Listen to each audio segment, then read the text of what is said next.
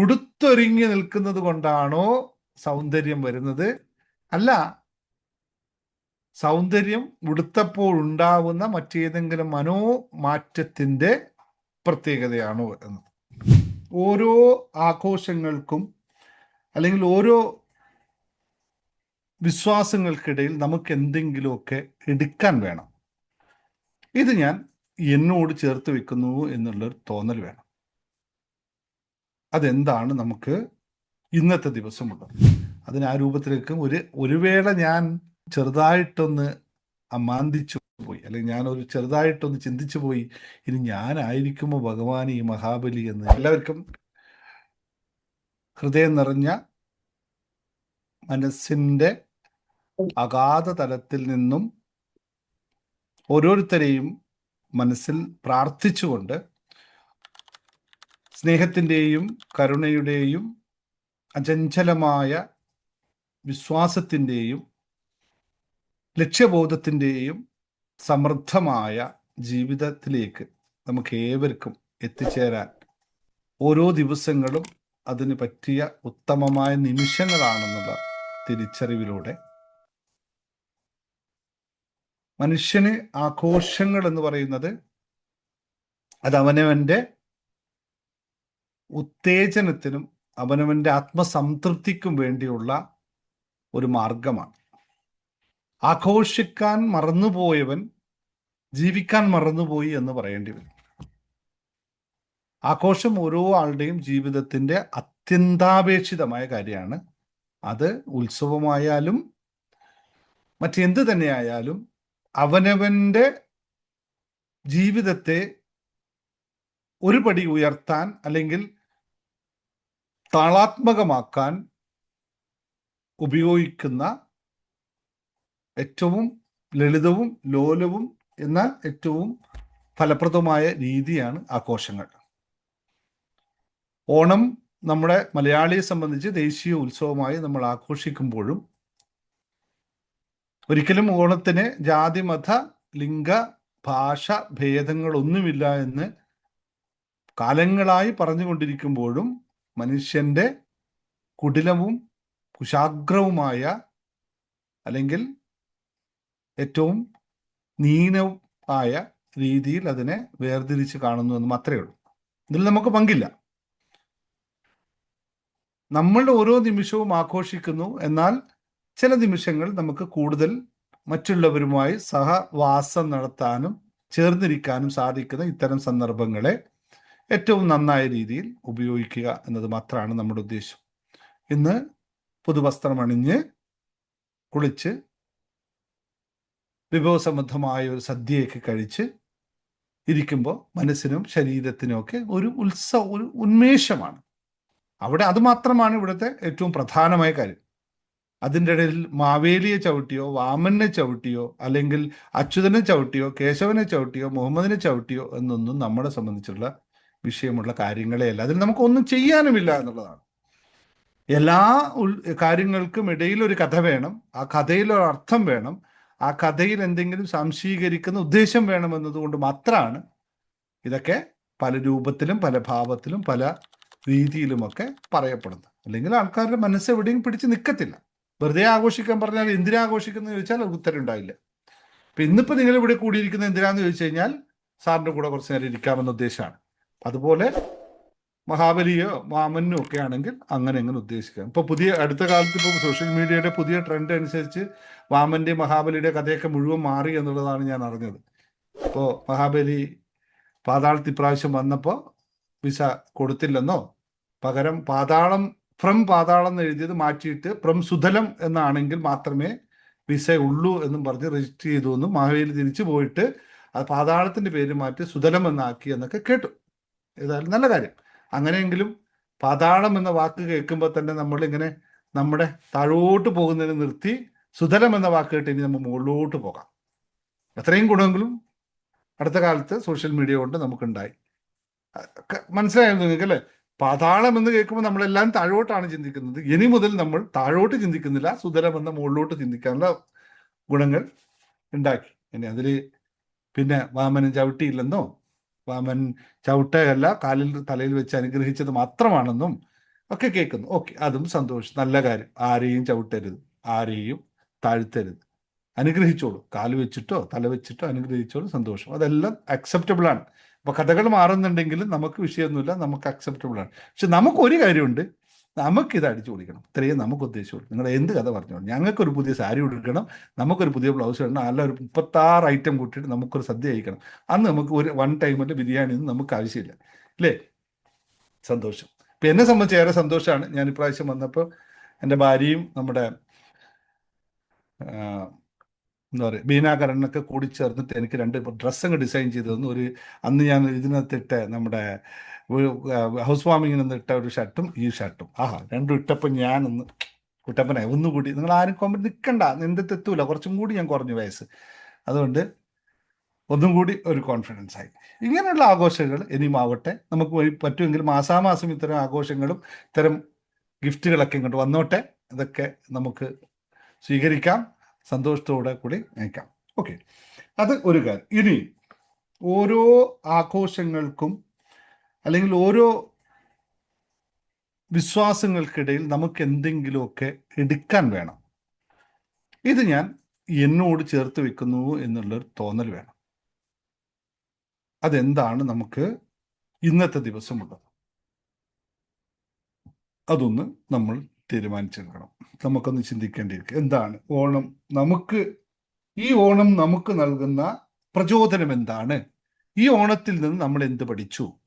ചിങ്ങം 1 നമ്മൾ എന്തോ പഠിച്ചു, ഇന്ന് എന്തോ പഠിച്ചു, ഇന്നലെ എന്തോ പഠിച്ചു, ഇന്ന് എന്ത് പഠിച്ചു? ഇതിലെന്ത് നമുക്ക് കൊണ്ടുപോകാൻ പറ്റും? അതൊന്ന് നമ്മൾ വിശകലനം ചെയ്തെടുക്കുക. അപ്പം നിങ്ങൾ ഇന്നത്തെ ദിവസം ചില രാഗസുധകളും ഗാനസുധകളും ഒക്കെ നടത്തി നാട്യങ്ങളൊക്കെ നടത്തുമ്പോൾ നമുക്ക് പലതുമൊക്കെ മനസ്സിലാവും. പ്രീതയുടെ കുച്ചിപ്പുടിയും രശ്മിയുടെ ഭരതനാട്യവും ഒക്കെ നമുക്ക് ഇന്ന് ആസ്വദിക്കാം. ഉഷയുടെ ക്ലാസിക്കൽ സംഗീതവും ഒക്കെ നമുക്കിന്ന് ആസ്വദിക്കാം. അതാവട്ടെ, ഇന്ന് എൻ്റെ വാക്കുകൾ ഞാനിവിടെ ഉപസംഹരിക്കുന്നു. നമുക്കതിലേക്ക് പോകാം. അതിൻ്റെ ഇടയിൽ നമ്മുടെ ചാരിറ്റി ട്രസ്റ്റിൻ്റെ രക്ഷാധികാരിയും അതുപോലെ തന്നെ നമ്മുടെ ഏറ്റവും മുതിർന്ന അംഗവുമായ രാജീവേട്ടൻ്റെ വാക്കുകൾ ശ്രദ്ധിച്ചതിന് ശേഷം എന്തെങ്കിലുമൊക്കെ നല്ല ഇൻഫർമേഷൻ തരാനുണ്ടാവും, അതുകൂടി ശ്രദ്ധിച്ചതിന് ശേഷം നമുക്ക് ബാക്കി പോകും. നമസ്കാരം സർ. ഏറെ ആരാധനായ നമ്മുടെ ദിനേശ് സാർ സംസാരിക്കാനുള്ള ഒരു വിഷയത്തിന്റെ സൂചന നൽകിയിട്ടാണ് എന്നെ ഈ കാര്യം ഫലമേൽപ്പിച്ചത്. ഓണം എന്ന സങ്കല്പം വളരെ ചെറുപ്പത്തിലെ നമ്മൾ കേട്ടുവരുന്നത് കേരളം ഭരിച്ചിരുന്ന പ്രജാക്ഷേമ തൽപരനായിരുന്ന മഹാബലിയെ അദ്ദേഹത്തിന്റെ വളർച്ചയിൽ അസൂയ കൊണ്ട് ദേവന്മാർ മഹാവിഷ്ണുവിനെ ചെന്ന് കാണുകയും മഹാവിഷ്ണു വാമന രൂപത്തിൽ അവതരിച്ച് മഹാബലിയെ പാതാളത്തിലേക്ക് ചവിട്ടി താഴ്ത്തി എന്നാണ് നമ്മൾ ചെറുപ്പത്തിലേ കേട്ടുവരുന്നത്. ഇപ്പോഴും അത് തന്നെയാണ് പറയുന്നത്. ഓണാഘോഷത്തിന്റെ പ്രചരണം, ഓണാഘോഷം നമ്മൾ മൈക്ക് അനൗൺസ്മെന്റ് ഒക്കെ കേൾക്കുന്നത് എങ്ങനെയാണ്? ധർമ്മിയായ മഹാബലിയെ അധർമ്മിയായ വാമനൻ വന്ന് ചവിട്ടിത്താഴ്ത്തി, അതും പാതാളത്തിലേക്ക് എന്ന് പറഞ്ഞു. ഈ വിവരണത്തിൽ 2-3 കാര്യങ്ങൾ നമുക്ക് ആലോചിക്കാനുണ്ട്. ഒന്ന്, മഹാബലി കേരളം ഭരിച്ചിരുന്നുവോ? 2, വാമനൻ പാതാളത്തിലേക്കാണോ ചവിട്ടിത്താഴ്ത്തിയത്? ഈ സംഭവം നടന്നത് എവിടെയാണ്? മഹാബലി കേരളം ഭരിച്ചിരുന്നുവോ എന്ന ചോദ്യത്തിന് കേരളം ഉണ്ടായത് നമുക്കറിയാം. ഐതിഹ്യം പറയുന്നത് പരശുരാമൻ മഴുവെറിഞ്ഞിട്ടാണ് കേരളം ഉണ്ടായത് എന്ന്. അത് സത്യമാണെങ്കിൽ പരശുരാമൻ മഹാവിഷ്ണുവിന്റെ 6ാമത്തെ അവതാരമാണ്. മത്സ്യക്കൂർമ്മ വരാസംസ്ഥ നരസിംഹസ്ഥ വാമനാഹ. വാമന 5, രാമോ രാമസ്ഥ. ഈ രാമൻ പരശുരാമനാണ്. അപ്പൊ വാമനന് ശേഷം വന്ന രാമൻ ഉണ്ടാക്കിയ കേരളത്തിൽ സംഭവം നടന്നിട്ടില്ല. പിന്നെ അതെവിടെയാ സംഭവം നടന്നത്? പ്രഹ്ലാദന്റെ പുത്രൻ വിരോചനന്റെ പുത്രനാണല്ലോ ശ്രുതസേനൻ, ഇന്ദ്രസേനനാണ് മഹാബലിയുടെ ശരിയായ പേര്. അപ്പൊ ഭരിച്ചിരുന്നത് ഗുജറാത്തിലാണ്. ഈ സംഭവം നടന്നിരുന്നത് ഗുജറാത്തിലെ നർമ്മദാ നദീ തീരത്ത് ബറൂച്ചി എന്ന സ്ഥലത്ത് വെച്ചാണ് ഈ സംഭവം നടന്നിരുന്നത്. ഈ സംഭവം എന്ന് പറയുന്നത് വിശ്വജിത്ത് എന്ന മഹായാഗം, ആ യാഗം നടന്നിരുന്നു എന്ന് സത്യമാണ്. ആ വിശ്വജിത്ത് യാഗം നടത്തിയത് എന്തിനാണ്? ഇന്ദ്രനെ പരാജയപ്പെടുത്തി വിശ്വം ജയിക്കാൻ വേണ്ടിയുള്ള യാഗമാണ് നടന്നത്. ഇന്ദ്ര പദവിക്ക് വേണ്ടിയാണ് യാഗം നടത്തിയത്. അങ്ങനെ യാഗം നടന്നുകൊണ്ടിരിക്കുമ്പോൾ ശ്രാവണ മാസം, അതായത് ചിങ്ങമാസം, ഈ തിരുവോണ നാളിലാണ് യാഗം നടക്കുന്നത്. അപ്പോ വാമനനായി അവതരിപ്പിച്ചുകൊണ്ട് ഒരു ബ്രാഹ്മണന്റെ വേഷത്തിൽ, വടുവിന്റെ വേഷത്തിൽ ഈ യാഗം നടക്കുന്ന നർമ്മദാ നദീ തീരത്ത് എത്തുകയാണ് വാമനൻ. അപ്പോ ഈ യാഗം നടക്കുന്ന സമയത്ത് ഇങ്ങനെ ഒരു അതിതേജസ്വിയായ ഒരാൾ, സൂര്യപ്രഭയോടുകൂടി ഒരാൾ കടന്നു വരുന്നു. ഒരു ഓലക്കുടയിൽ, ഉച്ചക്കാണ് സംഭവം, എത്തിച്ചേരുന്നത് ഉച്ചക്കാണ്, ഓലക്കുടയും പിടിച്ചിട്ടുണ്ട്. എത്തിച്ചേരുമ്പോൾ സദസ്സ് ഓരോരുത്തരും ശ്രദ്ധിച്ചു, ഇങ്ങനെ എണീറ്റിരുന്നു. അറിയാതെ ഈ ഇന്ദ്രസേന മഹാരാജാവും എണീറ്റിരുന്നു. അപ്പൊ ചോദിച്ചു, അങ്ങ് എവിടുന്ന് വരുന്നു? ത്വം കിം വാഞ്ചസി, ചോദിച്ചതാണ്, നിങ്ങൾക്ക് എന്താണ് വേണ്ടത്? അപ്പോ പറഞ്ഞു, അതിന് മറുപടി പറയാൻ ഇടയില്ലാതെ ഇന്ദ്രസേന മഹാരാജാവ് പറയുക, ഞാൻ ആരാണെന്ന് പറയൂ, ഈ ലോകത്തിലുള്ള എന്ത് വേണമെങ്കിലും ചെയ്യാം, ഈ ലോകം മുഴുവനും എന്റെ അധീനത്തിലാണ്. ഇതാ ഈ നടക്കുന്ന യാഗമുണ്ടല്ലോ, ആ യാഗം കഴിഞ്ഞാൽ ഞാൻ ഇന്ദ്രപദവിയിലേക്ക് എത്തും. അതുകൊണ്ട് ഈ ലോകത്തിൽ എന്താണ് വേണ്ടത്? 1000 ആനയാണോ, 1000 കുതിരയാണോ, 1000 രാജ്യങ്ങളാണോ വേണ്ടത്? പറയൂ, ഞാൻ തരാം. അപ്പോ ഈ വാമനൻ വളരെ ഭവ്യതയോടുകൂടി പറഞ്ഞു, മഹാരാജൻ, എനിക്കതൊന്നും വേണ്ട, എനിക്ക് വേണ്ടത് കേവലം 3 അടി ഭൂമി മാത്രം, അത് എനിക്ക് തപസ് ചെയ്യാൻ വേണ്ടി മാത്രം. ഇത് പറയുമ്പോൾ ഈ യാഗം ചെയ്തിരിക്കുന്ന ശുക്രാചാര്യന്റെ ശ്രദ്ധ അതിലേക്ക് തിരിഞ്ഞു. ഒരാൾ ഇവിടെ യാഗത്തിൽ വന്നിട്ട് അത് യാഗത്തിന് ദാനം സ്വീകരിക്കുന്നത് വെറും 3 അടിയോ? അത് മഹാരാജാവിനോട്. അപ്പോ ശുക്രാചാര്യ ശ്രദ്ധിച്ചു. ശുക്രാചാര്യ മനസ്സിലായി ഇത് മഹാവിഷ്ണുവാണ് എന്ന്. അപ്പൊ പോയിട്ട് പറഞ്ഞു, മഹാരാജാവേ, നിങ്ങൾ പ്രോമിസ് ചെയ്യരുത്, കാരണം ഇത് നിങ്ങളെ അപകടപ്പെടുത്താൻ വന്ന മഹാവിഷ്ണുവാണ് എന്ന് പറഞ്ഞു. അപ്പൊ മറുപടി പറഞ്ഞ എന്താണെന്ന് അറിഞ്ഞു? ഞാൻ പ്രഹ്ലാദന്റെ പൗത്രനാണ്. പ്രഹ്ലാദൻ എന്ന് പറഞ്ഞാൽ നരസിംഹത്തിന്റെ ഉഗ്രമൂർത്തിയായ നരസിംഹത്തിന്റെ മടിയിലിരുത്തി ആ നരസിംഹമൂർത്തിയുടെ കോപത്തെ ശമിപ്പിച്ച പ്രഹ്ലാദന്റെ മകൻ വിരോചനന്റെ പുത്രനാണ് ഞാൻ എന്നാണ് മറുപടി പറഞ്ഞത്. ഇതും കൂടി പറഞ്ഞു, ഞാൻ പറഞ്ഞ വാക്ക് സത്യം ലംഘിക്കില്ല എന്ന് പറഞ്ഞു. അങ്ങനെ ഭൂമി അളന്നെടുക്കുകയായിരുന്നു പറയാം. ആദ്യത്തെ അടിയിൽ തന്നെ, ആദ്യത്തെ അളവിൽ തന്നെ ഭൂമിക്ക് മേലെയുള്ള എല്ലാ 7 തലങ്ങളും രാജ്യങ്ങളും എടുത്തു. അതിനുശേഷം 2ാമത്തെ അടിയിൽ ഭൂമിക്ക് അടിയിലുള്ള അതല, വിതല, സുതല തുടങ്ങിയ രാജ്യങ്ങളും എടുത്തു. അപ്പൊ ഈ എല്ലാ ഭൂമിയിലെ എല്ലാ കാര്യങ്ങളും പിടിച്ചെടുത്ത്, തന്റെ കൈക്കരുത്ത് കൊണ്ട് പിടിച്ചെടുത്ത എല്ലാ സാമ്രാജ്യങ്ങളും എല്ലാ സ്വത്തുക്കളും വാമനന്റെ കാൽപ്പടിയിൽ ഒതുങ്ങിയപ്പോ മനസ്സിലായി, ഞാൻ ഇതൊക്കെ പിടിച്ചെടുത്തു എന്ന് പറയുന്നത് തെറ്റാണ്, ഇതെന്റെ അസംഭാവമാണ്. ഇതാരാണോ ഇതിന്റെയൊക്കെ കസ്റ്റോഡിയൻ, ആരാണോ ഇതിന്റെ അധികാരി, ആ അധികാരി ഇത് തിരിച്ചെടുത്തിരിക്കുന്നു. അപ്പോ പറഞ്ഞു, ഭഗവാനെ, എന്റെ തെറ്റ് ഞാൻ മനസ്സിലാക്കി, ഞാൻ അങ്ങേക്ക് എന്റെ അടിയറ പറയുകയാണ്, ഞാൻ അങ്ങയെ തന്നെ സമർപ്പിക്കുകയാണ്. ആ സമർപ്പണ ബുദ്ധിയാണ് പാദത്തിൽ നമസ്കരിച്ചത്. നേരത്തെ സാറ് പറഞ്ഞതിന് ചെറിയൊരു വേർഷൻ കൂടിയുണ്ട്. ഈ പാദത്തിലേക്ക് നമസ്കരിച്ചത് അടിയറോ പറഞ്ഞു, വിശിഷ്ടത്വേകവിശാദിമാം പ്രപന്നം എന്ന് പറഞ്ഞതുപോലെ അടിയറ പറഞ്ഞു. അതേ സമയത്ത് ചവിട്ടി എന്നും പറയുന്നുണ്ട്. 2 ഭാഗമുണ്ട്. വീണപ്പോ തലയിൽ ചവിട്ടി. എന്താണ് അതിന്റെ കാര്യം എന്നറിയോ? നമ്മൾ ഈ അമ്പലങ്ങളിൽ പോയാൽ, ക്ഷേത്രങ്ങളിൽ പോയാൽ പാദ നമസ്കാരം ചെയ്യുന്നത് എന്തിനാ? ശ്രീ മൂർത്തിയുടെ പാദത്തിലാണ് ശക്തി, ചൈതന്യം പ്രസരിക്കുന്നത്. അതുകൊണ്ടാണ് പാദ നമസ്കാരം ചെയ്യുന്നത്. അപ്പൊ പാദം കൊണ്ട് തലയിൽ തൊടുക എന്ന് പറഞ്ഞാൽ ഈ അഹംഭാവവും അഹംബോധവും പൂർണ്ണമായും നശിച്ച മഹാബലിക്ക്, പൂർണ്ണമായും നശിച്ച മഹാബലി ഇനി ഈ അനുഗ്രഹത്തിന് വിധേയനാണ്, അനുഗ്രഹത്തിന് അർഹനാണ് എന്നതുകൊണ്ട് ഈ ആത്മീയമായ എല്ലാ ശക്തികളും ഈ പാദസ്പർശം കൊണ്ട്, തലയിൽ നിന്ന് പാദം കൊണ്ട് സ്പർശിച്ചത് കൊണ്ട് അങ്ങ് കൊടുക്കുകയാണ്. അത് കഴിഞ്ഞതിന് ശേഷം പറഞ്ഞു, എണീക്കൂ ഇന്ദ്രസേന മഹാരാജാവേ, നിങ്ങളിനി സുതലത്തിലേക്ക് പോകണം. സുതലം എന്ന് പറഞ്ഞാൽ സുഷ്ടുവായ തലം, അത് സ്വർഗത്തിന് തുല്യമാണ്. അതുകൊണ്ട് നിങ്ങൾ സുതലത്തിലേക്ക് പോകണം എന്ന് പറഞ്ഞു. അവിടെ നിങ്ങളെ പരാജയപ്പെടുത്താനോ നിങ്ങളെ പേടിപ്പെടുത്താനോ ആരും വരില്ല. അവിടെ നിങ്ങൾക്ക് സംരക്ഷകനായി പാർശ്വതനായി ഞാൻ ഉണ്ടാവും, കാവൽക്കാരനായി. അവിടെ നിങ്ങൾ സുരക്ഷിതനാണ്. നിങ്ങൾ പോയിക്കോ, ഇതാ ഈ ഇരിക്കുന്ന പ്രഹ്ലാദനെ കൂട്ടിക്കോ, അച്ഛൻ വിരോധനെ കൂട്ടിക്കോ, ഭാര്യ വിന്ധ്യാവതിയെ കൂട്ടിക്കോ, സകുടുംബം, അതാണ് പറഞ്ഞ വീട്, സകുടുംബം നിങ്ങൾ സുതലത്തിലേക്ക് പോയിക്കൊള്ളൂ എന്ന് പറഞ്ഞ് സുതലത്തിലേക്ക് അയച്ചു. ഒന്നുകൂടി പറഞ്ഞു, നിങ്ങൾ സുതലത്തിലെത്തിയാൽ സുഖമായി കുറെ കാലം ജീവിക്കുക.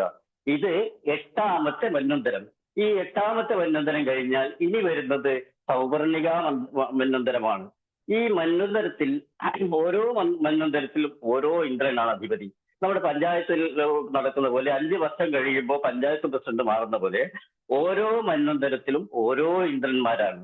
അതുകൊണ്ട് ഈ ഇന്ദ്രന്റെ കാലാവധി കഴിഞ്ഞാൽ അടുത്ത ഇന്ദ്രപദവി നിങ്ങൾക്കാണ്. നോക്കണം, മഹാവിഷ്ണു അതായത് വാമനൻ പ്രോമിസ് ചെയ്യുകയാണ് ഇന്ദ്രപദവി. ആ ഇന്ദ്രപദവിക്ക് വേണ്ടിയാണ് ഇത് യാഗം നടക്കുന്നത്. അപ്പം എപ്പോഴാണ് ഇന്ദ്രപദവിക്ക് അർഹനാണ് എന്ന് പറയുന്നത്? തന്റെ എല്ലാ അഹംഭാവങ്ങളും സമർപ്പിതമായി ഭഗവാനെ സമർപ്പിച്ചതിന് ശേഷമാണ് പറഞ്ഞത്, നിനക്ക് ഇന്ദ്രപദവി കിട്ടും, അടുത്ത മന്വന്തരം വരെ കാത്തിരിക്കേ വേണ്ടൂ. ഒന്നുകൂടി പറഞ്ഞു, മഹാബലി നിങ്ങൾ കഴിഞ്ഞ കാലങ്ങളിൽ ചെയ്ത സൽപ്രവൃത്തിയുടെ കാരണം കൊണ്ട് നിങ്ങൾ ചിരഞ്ജീവിയായി മാറും. ചിരഞ്ജീവിയായി നിങ്ങൾ എന്നും ഈ ലോകം ഉള്ള ഇടത്തോളം കാലം നിങ്ങൾ ജീവിക്കും എന്ന് അനുഗ്രഹിക്കുകയാണ് ചെയ്തത്. ആരാണ് ചിരഞ്ജീവികൾ? അശ്വത്ഥാമ, ബലിർ, വ്യാസ, ഹനുമാസ്ത, വിഭീഷണ, കൃപശ്ച, പരശുരാമശ്ച, സപ്തതേ ചിരഞ്ജീവിനാ. ഈ 7 പേരാണ് ചിരഞ്ജീവികൾ. ആ 7 പേരിൽ അശ്വത്ഥാമ ഒഴിച്ച് ബാക്കി എല്ലാവരും അവരുടേതായ സൽക്കർമ്മ, ഹനുമാനടക്കമുള്ള എല്ലാവരും അവരുടേതായ സൽപ്രവൃത്തി കൊണ്ട്, ആത്മീയ വൃത്തി കൊണ്ട് ചിരപ്രതിഷ്ഠ നേടിയ ആളാണ്. അപ്പൊ അങ്ങനെ അനുഗ്രഹിച്ച് മഹാബലിയെ പറഞ്ഞ് അയക്കുകയാണ് ചെയ്തത്. പിന്നെ വേറൊരു അതും കൂടിയുണ്ട്. കാലം കുറെ കഴിഞ്ഞാൽ ഈ മഹാബലിയുടെ പുത്രൻ ബാണാസുരന്റെ മകൾ ഉഷയെ കല്യാണം കഴിച്ചത് ആരാന്നറിയോ? ഭഗവാൻ ശ്രീകൃഷ്ണന്റെ മകൻ പ്രദ്യുമ്നന്റെ മകൻ അനിരുദ്ധനാണ് ഉഷയെ കല്യാണം കഴിച്ചത്. അങ്ങനെ ഒരു ബാന്ധവം കൂടി ഉണ്ടായി. അപ്പൊ നമ്മളിപ്പോ കാണേണ്ടത് ആ ബാന്ധവത്തിന്റെ കാര്യമല്ല, നമ്മൾ എത്തി എന്ന് വിചാരിക്കുന്നു. അപ്പം ഇന്ദ്രപദവിയിലെത്തി കഴിഞ്ഞാൽ നമ്മൾ ശാസ്ത്രീയമായി പരിശോധിക്കുകയാണെങ്കിൽ നമ്മുടെ യാഗത്തിനും യജ്ഞത്തിനും ഫലമുണ്ട്. നമ്മുടെ ഗോപാലകൃഷ്ണ പിള്ള സാറൊക്കെ ശാസ്ത്രീയമായി തെളിയിച്ച കാര്യമാണ്. നമ്മൾ യാഗം നടത്തുന്നത് അതിന് ഫലവത്തായിരിക്കും, അതിന് ഫലമുണ്ടാവും, ശാസ്ത്രീയമായി പോലും തെളിയിച്ച കാര്യമാണ്. ഓം ഭദ്രം കർണേഭിഷ്ണുവായ ദേവാ ഭദ്രം പശ്യാമക്ഷിവിർയജസ്ത സ്ഥിരേ അംഗൈസ്തുഷ്ടുവാംസൈസ്തനുർഭി വശ്യേമ ദേവഹിതം യദായു സ്വസ്തി ന ഇന്ദ്രോ വിദ്ധശ്രവ. അടുത്ത ശ്ലോകം, സ്വസ്തി ന ഇന്ദ്രോ വൃദ്ധശ്രവ. ഇന്ദ്രനോട് സ്വസ്തി പറയുകയാണ്. അപ്പൊ ഇവിടെ ആരാണ് ഇന്ദ്രൻ? ഇന്ദ്രൻ ഇപ്പോഴത്തെ ഇന്ദ്രൻ മഹാബലി.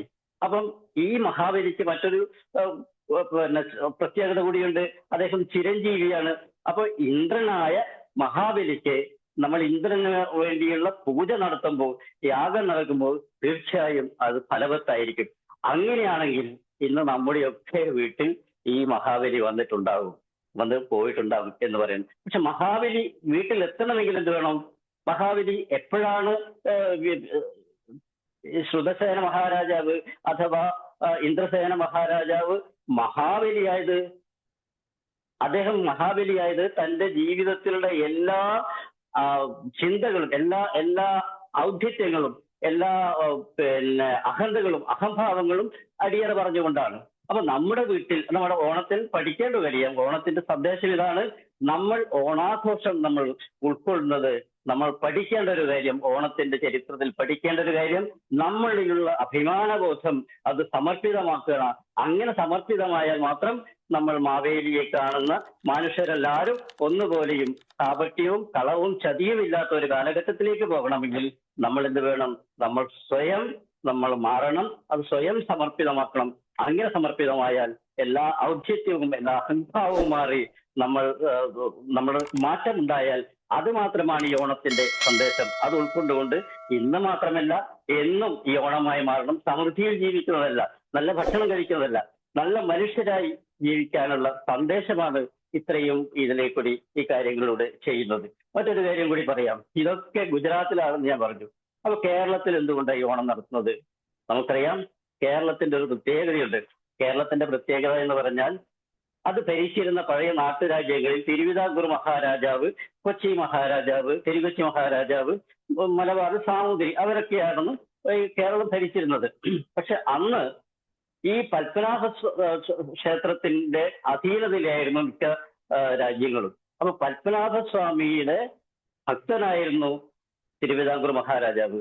ആ തിരുവിതാംകൂർ മഹാരാജാവ് ശ്രീകൃഷ്ണന്റെ ജന്മദിനം രാജ്യത്ത് ജന്മാഷ്ടമിയായി കൊണ്ടാടുന്നു. അതുപോലെ തന്നെ ശ്രീരാമന്റെ ജന്മദിനം രാജ്യത്ത് ശ്രീരാമനവമിയായി കൊണ്ടുവരും.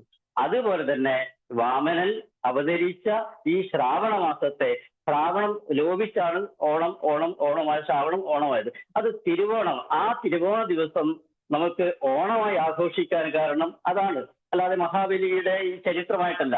പിന്നെ എങ്ങനെയാണ് സദ്യ ഈ രീതിയിൽ വന്നു എന്ന് പറഞ്ഞാൽ നമ്മൾ ചരിത്രം പരിശോധിച്ചാൽ അറിയാം. തിരുകൊച്ചി മഹാരാജാവാണ് ഇതിനാദ്യം തുടക്കം കുറിച്ചത്. നമ്മുടെ നാട്ടുരാജ്യത്ത് നമുക്ക് ഖജനാവ് എങ്ങനെയാണ് ഉണ്ടാകുന്നത്? അന്ന് വില്ലേജ് ഓഫീസർ നാട്ടിൽ വായനശാല ഓലായിൽ ഇരുന്നിട്ട് റെസീറ്റ് വിരിച്ചിട്ടല്ലോ. അന്ന് നമ്മൾ ഉണ്ടാക്കിയ ഉൽപ്പന്നങ്ങള് നമ്മൾ രാജ്യത്തിന്റെ ഖജനാവിലെത്തിക്കണം. അതെങ്ങനെ എത്തിക്കുക? നമ്മൾ തന്നെ തലച്ചുമടുമായി കൊണ്ടുപോയിട്ട് രാജാവിന്റെ ഖജനാവിൽ എത്തിക്കണം. അങ്ങനെ ആ ഒരു ദിവസം തെരഞ്ഞെടുത്തു. അത് ഈ ഓണത്തിന്റെ ദിവസമാണ്. അപ്പൊ രാജ്യത്തിലെ എല്ലാ ആളുകളും തങ്ങളുണ്ടാക്കിയ ഉൽപ്പന്നങ്ങളുമായി ഖജനാവിൽ പോകണം. എല്ലാ ആളുകളും, കുടുംബത്തിലെ എല്ലാ ആളുകളും. ഈ തളർന്നു വരുന്ന ആളുകൾക്ക് അവിടെ നല്ല സദ്യ ഉണ്ടാക്കും. അതൊരു ശീലമായി മാറി. പിന്നെ കുറെ കഴിഞ്ഞ് വീട്ടിൽ വയ്യാത്ത ആളുകളുണ്ടാവും, അംഗവൈകല്യമുണ്ടാവും, പ്രായമുള്ളവരുണ്ടാവും. അവർക്ക് ഒരു എക്സ്റ്റൻഷൻ കൊടുത്തു. എന്നാൽ അവര് വരണ്ട, അവര് വീട്ടിലിരുന്നോട്ടെ. അങ്ങനെയാണെങ്കിൽ ഇതേപോലുള്ള സദ്യ വീട്ടിലും കൊടുക്കണം എന്ന ഒരു പാഠഭേദം വന്നു. അപ്പൊ പിന്നീട് ആണ് വീടിൽ സദ്യ, അങ്ങനെ കുടുംബത്തിൽ സദ്യ എന്ന സങ്കല്പം വരികയും അപ്പൊ നമ്മൾ ഉണ്ടാക്കിയ ഉൽപ്പന്നങ്ങൾ ഖജനാവിൽ എത്തിക്കുന്നുണ്ട്.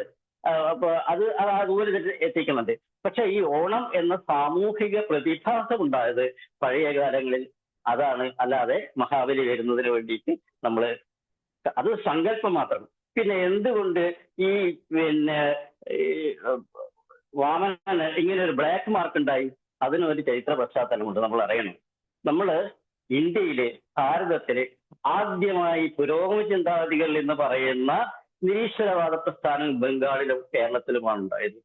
അപ്പൊ ആ സമയത്ത് നമ്മളെ ഭൂരിഭാഗം വരുന്ന ആൾക്കാരോടും ഈശ്വരൻ ഇല്ല എന്ന് പറയാൻ പറ്റില്ല, നിഷേധിക്കാൻ പറ്റില്ല. കാരണം ഈ പറയുന്ന ആളുകൾ ഒറ്റപ്പെടും. ഈ പുരോഗമന ചിന്താഗതി എന്ന് പറയുന്നത് ഈശ്വരൻ ഇല്ല എന്ന് പറയുന്ന നാസ്തികവാദത്തിന്റെ തുടർച്ചയാണ് എന്നാണ് വെപ്പ്. അങ്ങനെയുള്ള കാലഘട്ടത്തിൽ എന്ത് പറഞ്ഞു? ഈശ്വരൻ ഇല്ല എന്ന് പറയുന്നതിന് പകരം ഈശ്വരൻ മോശക്കാരനാണ് ചിത്രീകരിച്ചു. അങ്ങനെയാണ് വാമനൻ ചതിയനും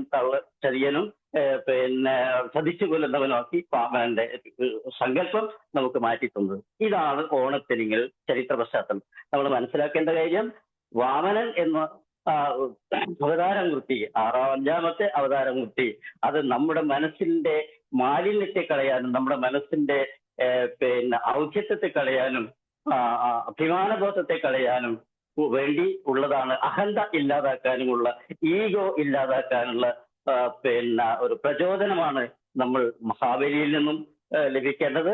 ആ ഒരു പ്രചോദനമാണ് നമ്മൾ വാമനിൽ നിന്നും ലഭിക്കുന്നത്. മറ്റൊരു സങ്കല്പം എന്ന് പറഞ്ഞാൽ വാമനോടൊപ്പം തൃക്കാൽ വെച്ച കാര്യമാണ് തൃക്കാക്കര നാട്ടിൽ വാമനമൂർത്തിയോടൊപ്പം തന്നെ മഹാബലിയോട് തന്നെ വാമനമൂർത്തിയെയും ആരാധിക്കുന്നുണ്ട്. അങ്ങനെ ഈ രണ്ട് സങ്കല്പങ്ങളും, ഒന്ന് ആത്മീയ സങ്കല്പങ്ങള്, മറ്റേത് കർമ്മത്തിന്റെ സങ്കല്പങ്ങള്, ഈ രണ്ട് സങ്കല്പങ്ങളും ഒത്തുചേർന്നുകൊണ്ടുള്ള ഒരു ആഘോഷമാണ് ഓണം. ആ ഓണാഘോഷം നമ്മൾ പുതിയ ഒരു മനസ്സിന്റെ, പുതിയ ഒരു ജീവിതത്തിന്റെ പാത തുറക്കാൻ ഈ ഓണാഘോഷം ഉതകുമാറാകട്ടെ എന്ന് പറയുന്നു. നമ്മുടെ ആപ്തവാക്യമായ ശുഭചിന്തകളും ശുഭാപ്തി വിശ്വാസങ്ങളും ഇന്ന് തൊട്ട് ഈ ചിന്തകൾ ഉണ്ടാകട്ടെ എന്ന് ആശംസിച്ചുകൊണ്ട് എല്ലാവർക്കും ഓണാശംസകൾ. ഞാൻ എന്റെ വാക്കുകൾ നിർത്തുന്നു. നന്ദി, നന്ദി, നന്ദി. Thank you, Rajiv. Thank you, sir. Thank you sir. ഇനി ഒരു നമുക്ക് കാര്യം ഞാൻ ഇത്രയും പറയാൻ തന്നെ വിചാരിച്ച കാര്യം, പക്ഷെ രാജുവേട്ടൻ അത് വളരെ ഭംഗിയായി എല്ലാ രീതിയിലും പറഞ്ഞ് മനസ്സിലാക്കി എന്നുള്ളതുകൊണ്ടാണ് ഇത്രയും ഞാൻ പറഞ്ഞു കഴിഞ്ഞാൽ മറ്റു ഇതിലേക്ക് പോകും. കാരണം പുരോഗമനമൊക്കെ നമ്മുടെ നിലയിൽ ഇടയ്ക്കോ കയറി വന്നുകൊണ്ട് ഇതൊക്കെ ചിലപ്പോൾ വന്നു പോകും. പക്ഷെ ഒരു കാര്യം കൂടി പറഞ്ഞു പോകാം, അതൊന്ന് ചേർത്ത് പറയേണ്ട ആവശ്യമുണ്ട്. ഈ വാമനനും അസുര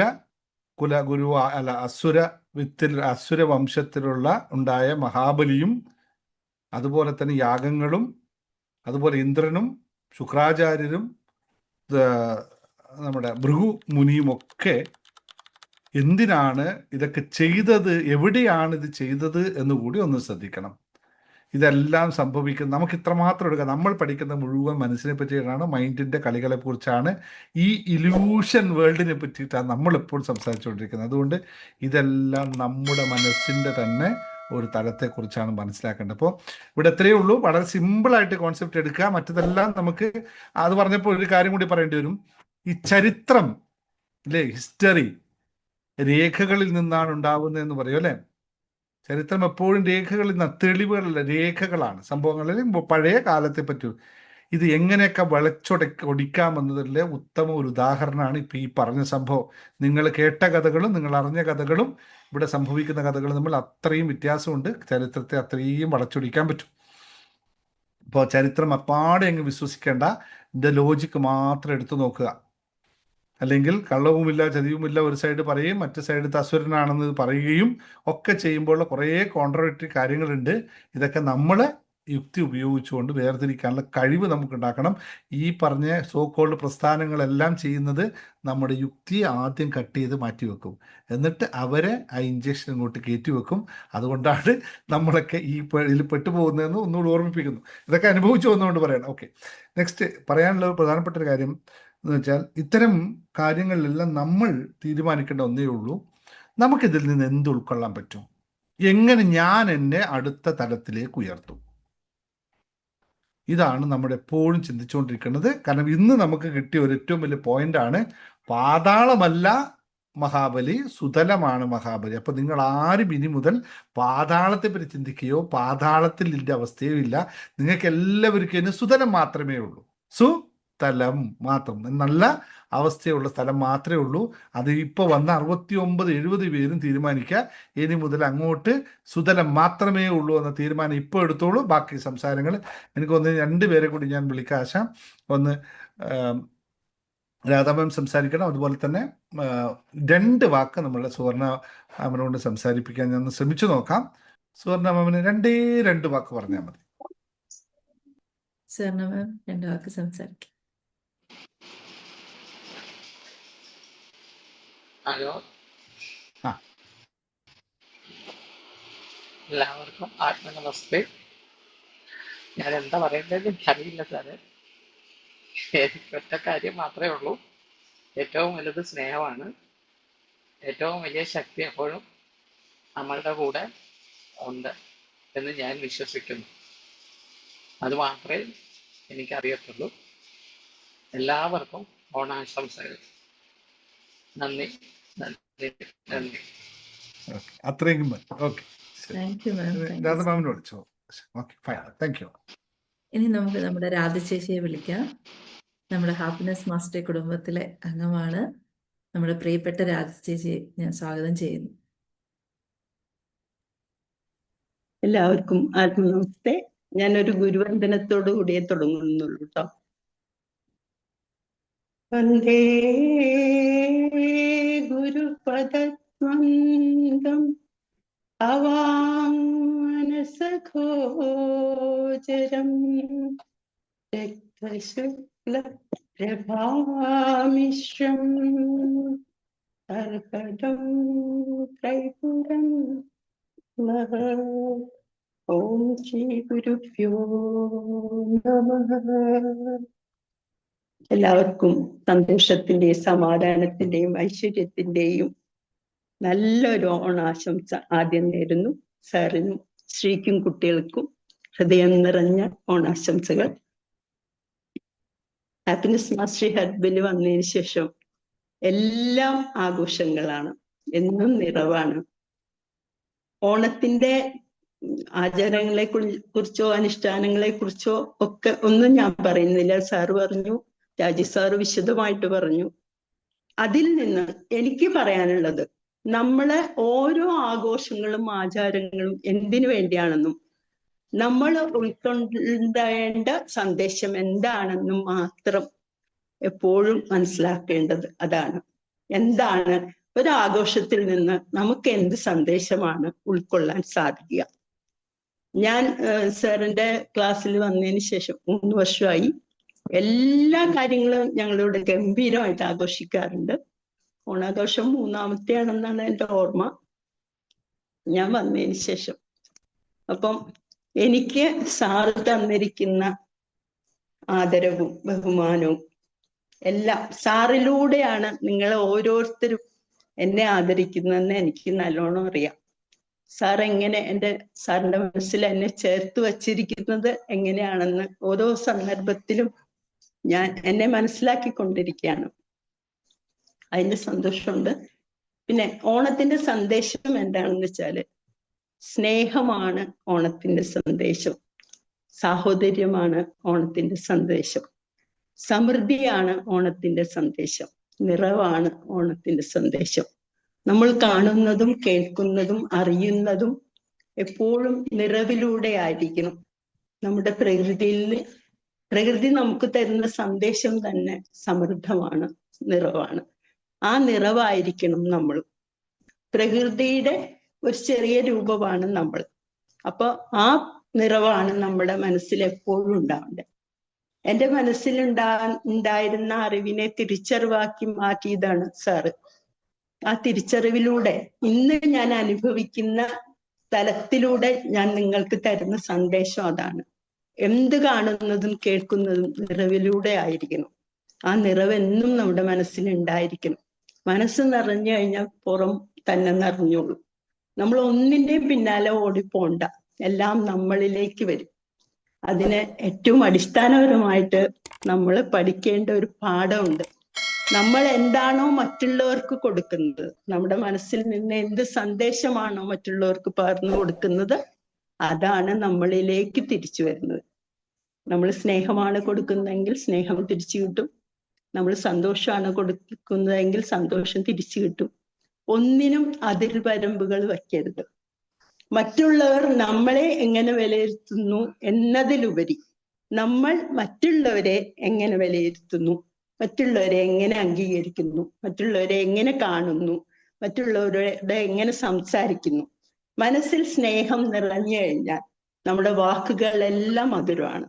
നമ്മൾ പറയുന്ന ചിരിക്കുന്ന ഒരു പുഞ്ചിരി പോലും മധുരമാണ്. അപ്പൊ മനസ്സിൽ അടിസ്ഥാനമായിട്ടുണ്ടായിരിക്കേണ്ട വികാരമല്ല സ്നേഹം, അനുഭവമായിരിക്കണം. അപ്പൊ സാറ് നമ്മളെ ഇന്ന് ഇവിടെ കൂടിയിരിക്കുന്ന എല്ലാവരും എന്തിനു വേണ്ടിയാണ് ഇവിടെ കൂടിയിരിക്കുന്നത്?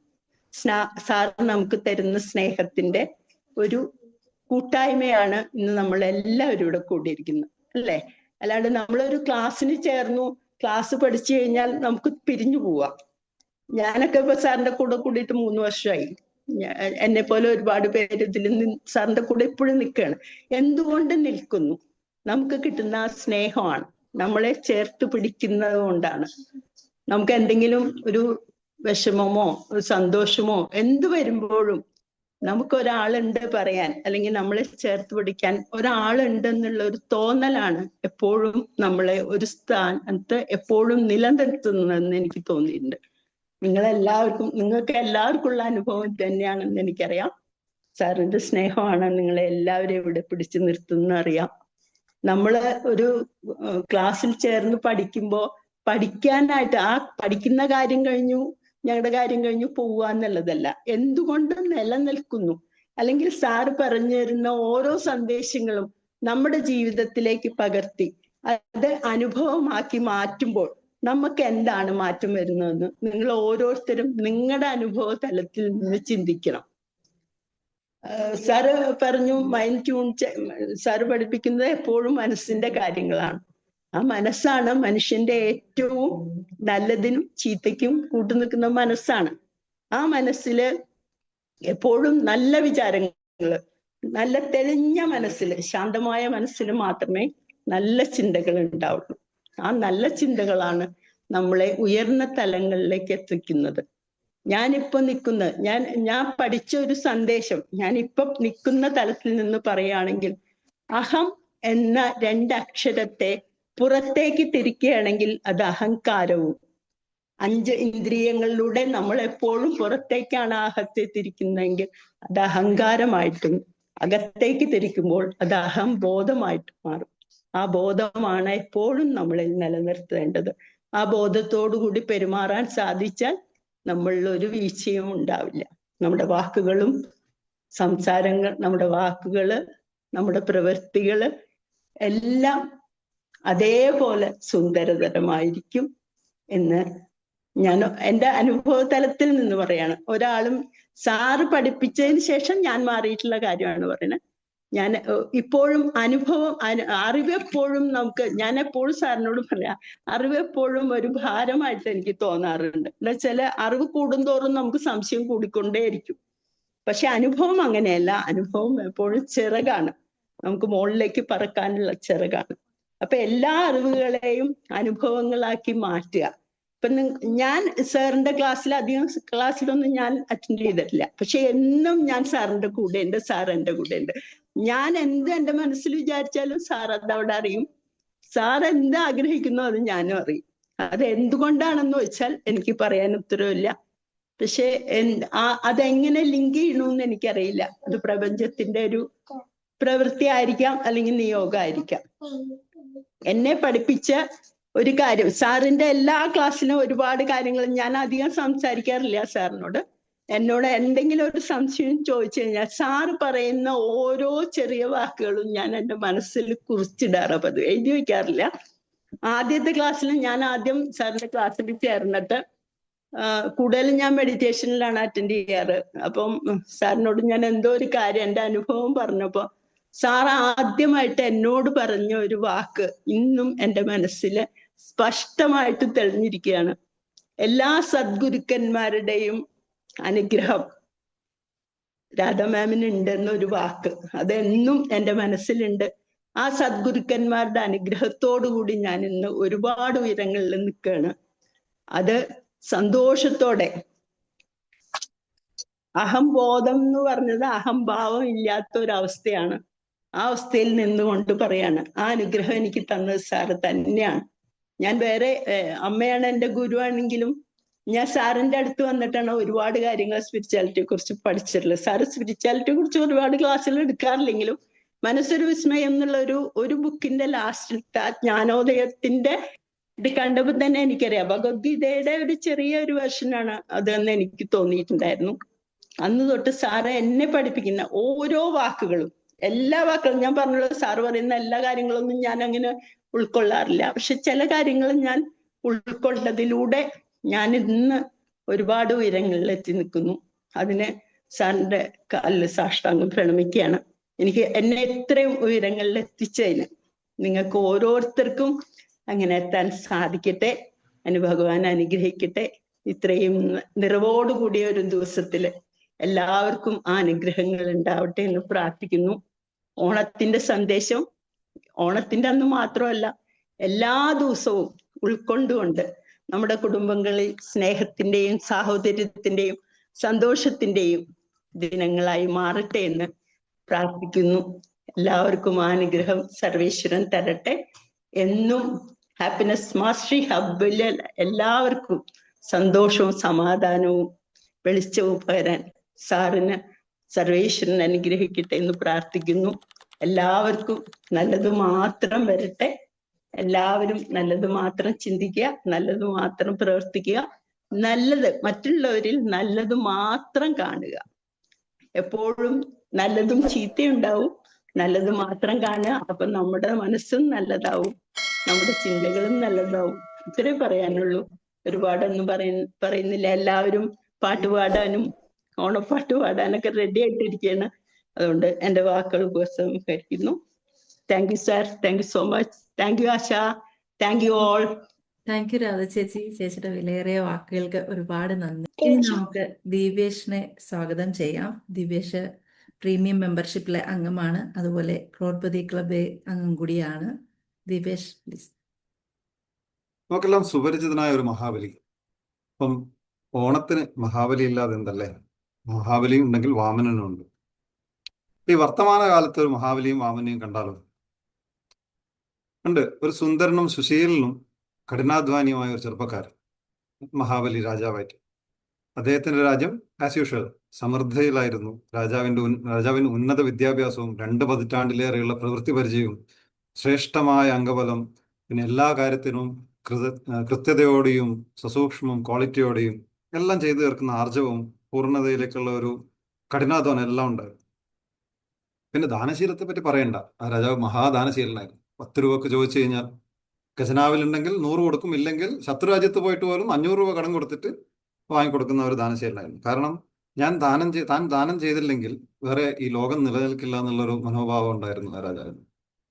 അപ്പം ഈ ഒരു സമയത്ത് എന്നാൽ ഇങ്ങനെ ഒരു ഉത്തമനായ ശ്രേഷ്ഠനായ രാജാവായിട്ട് എല്ലാവരും വാഴ്ത്തപ്പെടുന്നു, ഞാൻ നല്ലവനാണെന്നുള്ള ബോധം. ഈ സമയത്ത് രാജാവിന്റെ മനസ്സിൽ താൻ അറിയാതെ ഒരു ചെറിയൊരു ഒരു ഒരു ഒരു ചിന്തയല്ല, ഒരു വികാരം ഉൾപ്പെടുകയാണ്. എന്താണത്? അഹങ്കാരം. ഞാൻ എല്ലാം തികഞ്ഞവനാണ്, ഞാൻ എല്ലാം കൊണ്ട് ഉത്തമനാണ്, എനിക്കൊന്നും സംഭവിക്കും, എനിക്ക് നല്ലതേ സംഭവിക്കും, നല്ലതേ സംഭവിക്കാൻ പാടുള്ളൂ, ഞാൻ അംഗീകാരം അർഹിക്കുന്നു, എനിക്ക് അംഗീകാരം കിട്ടണം എന്നുള്ള ഒരു കിട്ടേണ്ടതാണ്, ഇതൊക്കെ വന്നു തുടങ്ങി. അങ്ങനെ ഇരിക്കെ ഒരു ദിവസം ഒരാൾ കാണാൻ വന്നു. ആസ് യൂഷ്വൽ ആർക്കും സംശയമില്ല അല്ലേ, വാമനൻ.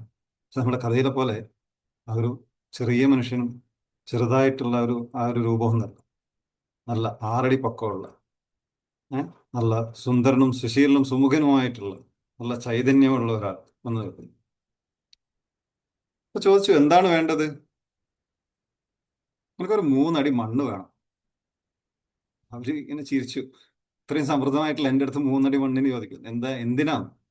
മെഡിറ്റേഷൻ ചെയ്യാൻ. എന്ത് മെഡിറ്റേഷൻ? ഹാപ്പിനെസ് മെഡിറ്റേഷൻ ചെയ്യാൻ ഒരു 3 അടി, ജസ്റ്റ് 3 അടി മാത്രം മതി, വേറെ ഒന്നും വേണ്ട. ആര് ചിരിച്ചു. എൻ്റെ അടുത്ത് ഇല്ലാത്തതോ? 3 അല്ല, എത്ര വേണേലും എടുക്കാൻ പറ്റുന്ന അത്ര എടുത്തോ എന്ന് പറഞ്ഞു. വാമനൻ എന്ത് ചെയ്തു? ആദ്യത്തെ അടി അങ്ങ് അളന്നു. എങ്ങനെ? മനസ്സുകൊണ്ടങ്ങ് അളന്നു. എന്തായി?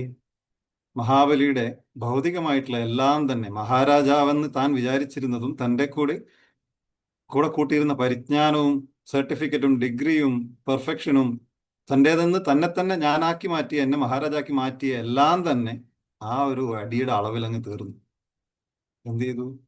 രാജാവ് ആലോചിച്ചു, ഓ മഹാരാജാവല്ലേ, വിട്ടുകൊടുക്കാൻ പറ്റില്ലല്ലോ, അത്രയും കാലം ജീവിച്ച ആ ഒരു പ്രൗഢിയിൽ അങ്ങനെ ജീവിക്കണ്ടേ.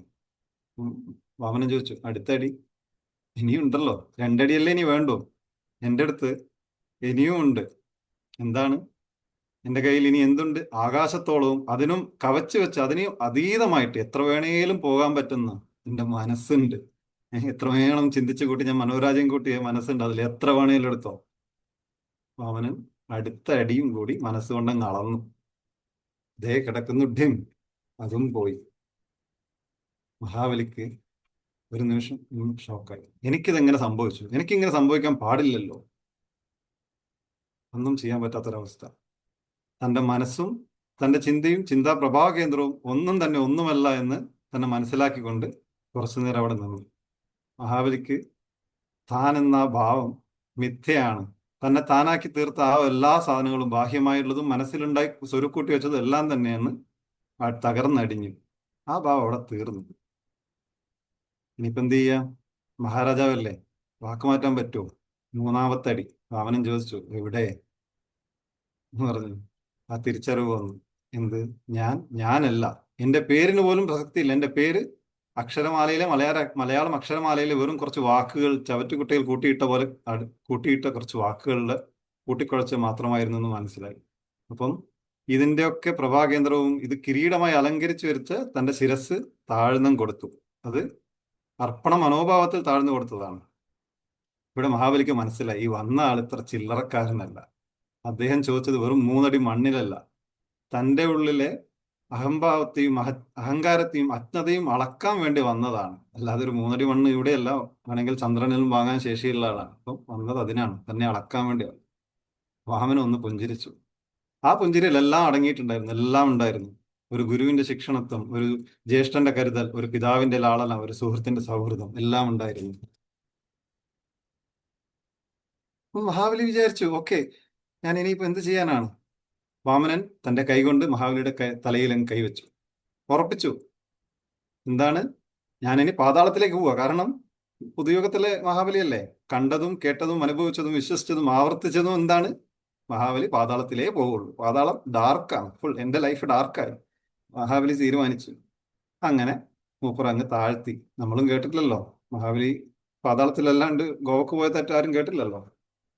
അങ്ങനെ പോയി. പക്ഷേ മഹാബലി കണ്ണ് തുറന്നു നോക്കുമ്പോൾ താൻ എന്താ കാണുന്നത്?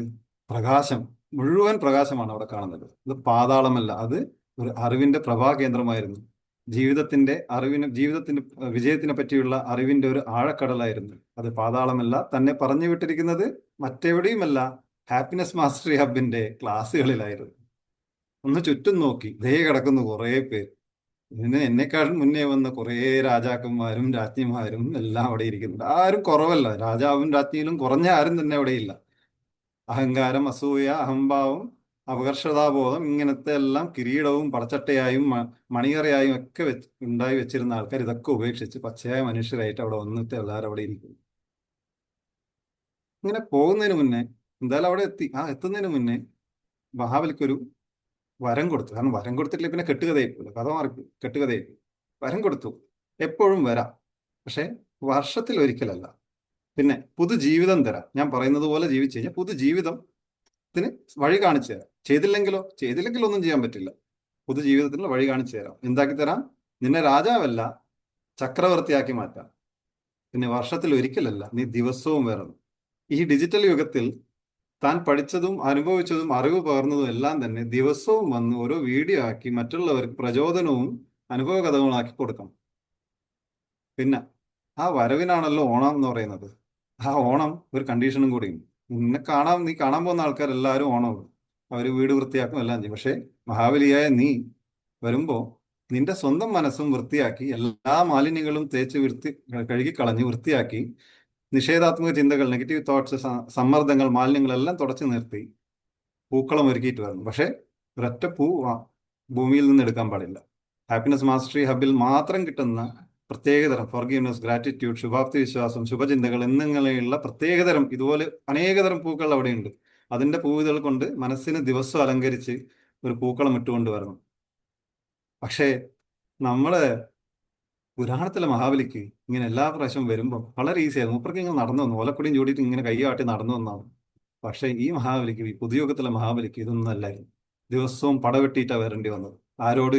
തൻ്റെ സ്വന്തം മനസ്സിലുള്ള ഈ മാലിന്യങ്ങളും മുന്നോട്ട് പോകുമ്പോൾ പിന്നോട്ട് പിൻവലിക്കുന്നതിനോട് യുദ്ധം ചെയ്ത് ദിവസവും വരണം. പക്ഷെ ആ യുദ്ധങ്ങളെല്ലാം വിജയിച്ച്, കാരണം വരുന്നത് അവിടെ നിന്നാണല്ലോ, ആ യുദ്ധം ജയിച്ചിട്ട് പലതും സ്വായത്തമാക്കി. കൂടെ കൊണ്ടുവന്നത് എന്തൊക്കെയാണ്? Tune your mind, journey to happiness, key to happiness, ഇതൊക്കെ കയ്യിൽ വെച്ചുകൊണ്ട് അങ്ങനെ വന്നു. എന്നിട്ടൊരു വരുത്തുണ്ട്. നമ്മുടെ സാധാരണ മഹാബലിനെ പോലെ നടന്നിട്ട് ഓലക്കുടയിലൊന്നല്ല, നല്ല വിജയശ്രീലാളിതനായിട്ടുള്ള ആ ഒരു വരവുണ്ട്. നല്ല രസമാണ്. എന്താണ്? ചിന്തകളും ആകുലതകളും ആകുന്ന കാട്ടുകുതിരകളെ പോലെ അലക്ഷ്യത്തോടെ പോകുന്ന അശ്വമേധ രഥത്തിലല്ല, മറിച്ച് തൻ്റെ ആവശ്യങ്ങൾക്കുള്ള ലക്ഷ്യത്തിലേക്ക് മാത്രം അതിനെ കടിഞ്ഞാണ് ഇട്ടു വെച്ചിരിക്കുന്ന തൻ്റെ മനസ്സാണ് ആ ജീവിതം എന്ന തേര് വലിച്ചുകൊണ്ട് ആ മഹാബലിയെ കൊണ്ടുപോയത്. ഇപ്പൊ ആ മഹാരാജാവ് വെറും രാജാവല്ല, തൻ്റെ മനസ്സാകുന്ന സാമ്രാജ്യത്തിന്റെ ചക്രവർത്തിയാണ്. ആര്? രാജാവല്ല, അതുക്കും മേലെ ചക്രവർത്തിയാണ് തൻ്റെ മനസ്സിന്റെ. അപ്പം ആ മഹാരാജാവ് മഹാബലി ഞാനും പിന്നെ നിങ്ങളൊക്കെ ആകാം. ഓക്കെ അല്ലേ? ആകാം, ഞാനാണ്. വാമനാവതാരം എടുത്ത് നമ്മളെ അഹംഭാവത്തിൽ നിന്നും നമ്മുടെ മോക്ഷത്തിലേക്കുള്ള വഴി കാണിച്ചു തന്നു. മോക്ഷത്തിൽ എത്തിച്ചു എന്നല്ല, മോക്ഷത്തിന്റെ യാത്രയുടെ ആരംഭഘട്ടത്തിലെ വഴി കാണിച്ചു തന്ന വാമനാവതാരം എടുത്ത് നമ്മളിലേക്ക് ഇന്ന് ഈ പുതുയുഗത്തിൽ വന്ന നമ്മുടെ പ്രിയങ്കരനായ ഡോക്ടർ ദിനേശ് മുങ്കിത് സാറിനോടും നമുക്ക് ഉപമിക്കാം. അദ്ദേഹത്തിനോട് കൃതജ്ഞത അറിയിച്ചുകൊണ്ട് ഞാൻ ഓണാശംസകൾ അറിയിക്കുന്നു.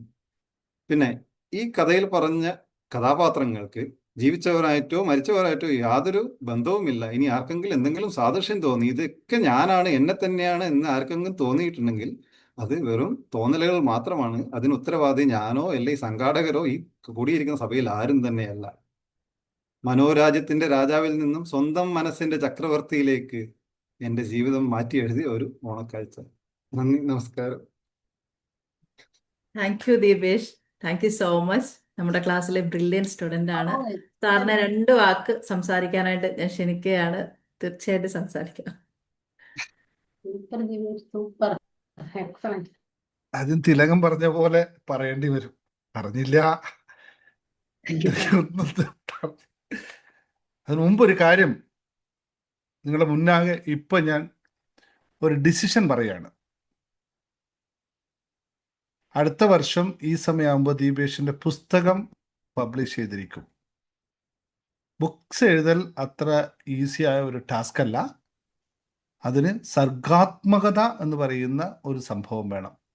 സർഗാത്മകതയുള്ളവർക്ക് മാത്രമേ പുസ്തകം എല്ലാവരും എഴുതും. പക്ഷെ പുസ്തകത്തിന് എന്തെങ്കിലും കാമ്പ് വേണമെങ്കിൽ അതിന് സർഗാത്മകത എന്ന് പറയുന്ന ഗായത്രിയുടെ അനുഗ്രഹം നിങ്ങൾക്കുണ്ടായിരിക്കണം. അത് ഉള്ള വ്യക്തി ഉറപ്പായിട്ടും എഴുതിയിരിക്കും. അത് ഞാൻ നിങ്ങൾക്ക് തരുന്ന പ്രോമിസ്. രണ്ടാമത്തെ കാര്യം അത് തന്നെ, ഒറ്റ വാക്കേയുള്ളൂ, അറിഞ്ഞില്ല. ഇതിങ്ങനെയൊക്കെ സംഭവിക്കുമെന്ന് ഒരിക്കലും അറിഞ്ഞില്ല. എല്ലാം ഇതുപോലെ നിങ്ങൾ ഓരോരുത്തർക്കും പറ്റും. പറ്റാത്തതായിട്ട് ഇവിടെ ആരുമില്ല എന്നുള്ളത് ആണ് ഏറ്റവും വലിയ സത്യം. ഒന്ന് പാകപ്പെടുത്തിയാൽ മതി. ദീപേഷ് നല്ലൊരു എപ്പോഴും നമ്മൾ പുരാണ കഥകൾ കേൾക്കുന്നതിനപ്പുറത്ത് ആ കഥകളെ എങ്ങനെ നമ്മുടെ രീതിയിലേക്ക് നമുക്ക് പ്രചോദനമാക്കി മാറ്റാമെന്നതാണ്. അതാണ് ഇതിൻ്റെ ഏറ്റവും അടിസ്ഥാന തത്വം. അതിന് ആ രൂപത്തിലേക്ക് ഒരു വേള ഞാൻ ചെറുതായിട്ടൊന്ന് അമാന്തിച്ചു പോയി, അല്ലെങ്കിൽ ഞാനൊരു ചെറുതായിട്ടൊന്ന് ചിന്തിച്ചു പോയി, ഇനി ഞാനായിരിക്കുമോ ഭഗവാൻ ഈ മഹാബലി എന്ന്. എനിക്ക് മഹാബലി ആവണ്ട എന്ന് വിചാരിച്ചുകൊണ്ട് ഞാൻ നിന്നുകയും ചെയ്തു. കാരണം മഹാബലി ഗണത്തിൽപ്പെട്ട് മഹാദാനശീല. പക്ഷെ ഒരു കാര്യം പറഞ്ഞപ്പോൾ ഞാൻ അവിടെ തെറ്റി. എനിക്ക് മനസ്സിലായി ഇത് ഞാനാവില്ല. കാരണം മറ്റുള്ളവരെ സഹായിക്കാനായിട്ട് അപ്പുറത്ത് പോയി കടം മേടിച്ചിട്ടായാലും കൊടുക്കുമെങ്കിൽ ഞാനല്ല എന്ന് ഞാൻ അവിടെ തീരുമാനിച്ചു. അപ്പൊ എനിക്ക് മനസ്സിലായി. ഏതായാലും സന്തോഷം ഇങ്ങനെ ഒരു കഥ കേട്ടത്. പറയുന്നിടത്തോളം എന്റെ ചിരി പിടിച്ചു വെച്ചത് എനിക്ക് അറിഞ്ഞൂടോ.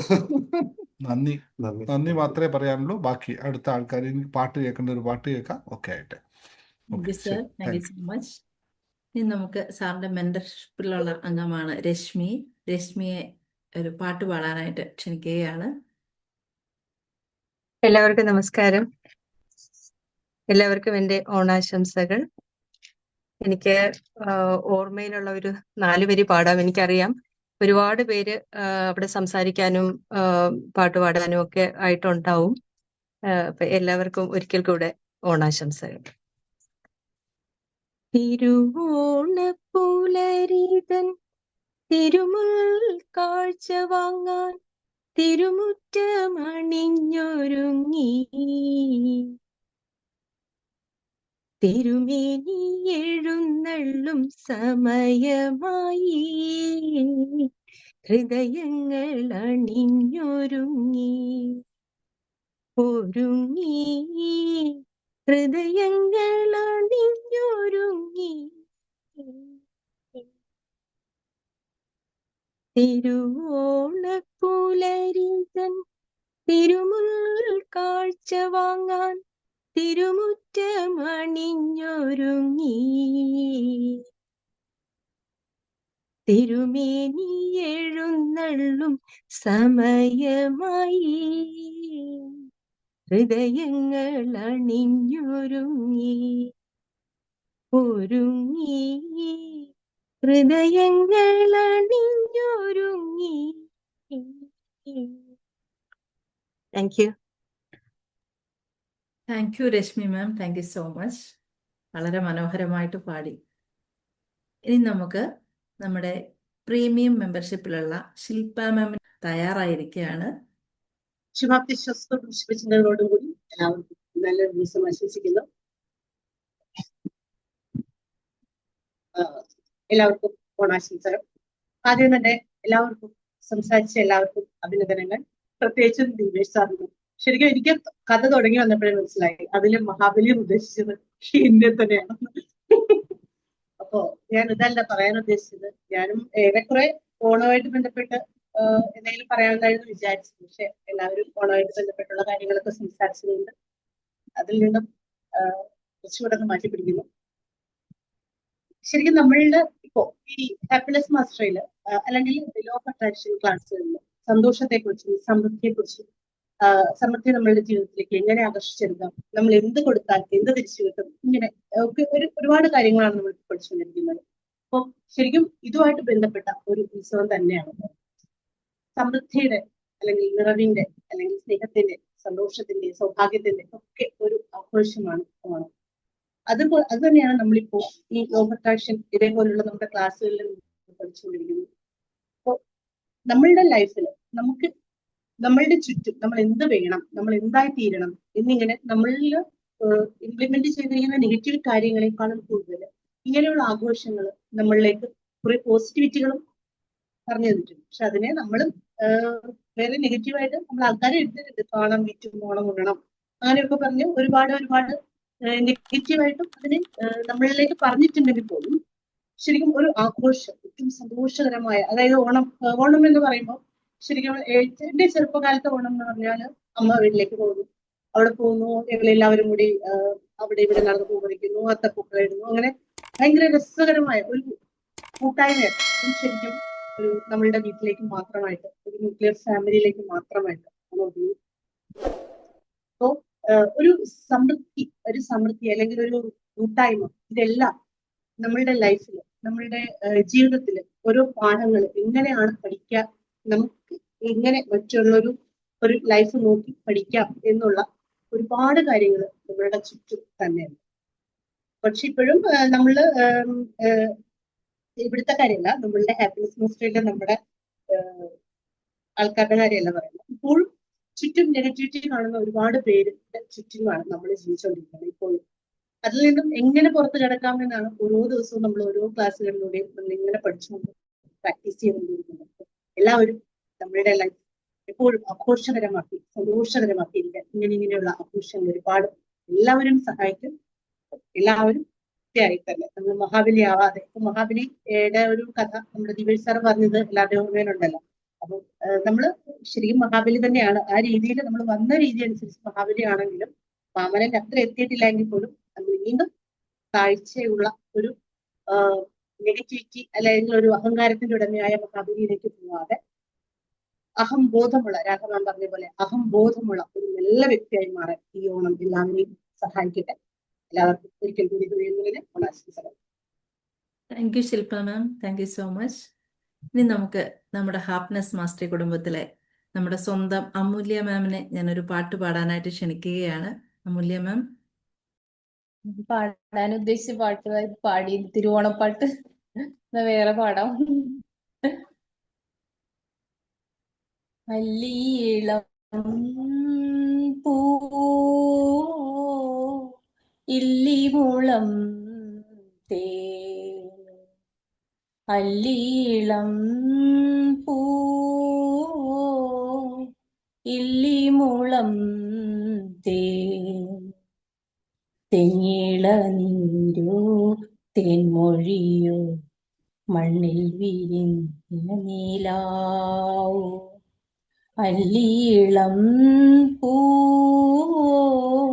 ഇല്ലിമുളം തേ, തെങ്ങിളനീരോ തേൻമൊഴിയോ മണ്ണിൽ വിരിഞ്ഞ നീലാവോ, തല്ലേലം മൂളും കാറ്റേ പുല്ലാനിക്കാട്ടിലെ കാറ്റേ, തല്ലേലം മൂളും കാറ്റേ പുല്ലാനിക്കാട്ടിലെ കാറ്റേ, കന്നിവയൽ കാറ്റേ നീ കൺമണിയേ ഉറക്കാൻ വാ, കന്നിവയൽ കാറ്റേ നീ കൺമണിയേ ഉറക്കാൻ വാ,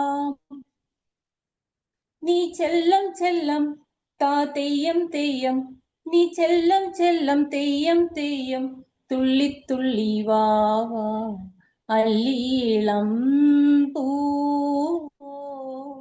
ഇല്ലിമുളം തേ, തേങ്ങിളനീരോ തേൻമൊഴിയോ മണ്ണിൽ വിരിഞ്ഞ നീലാവോ, അല്ലീളം പൂ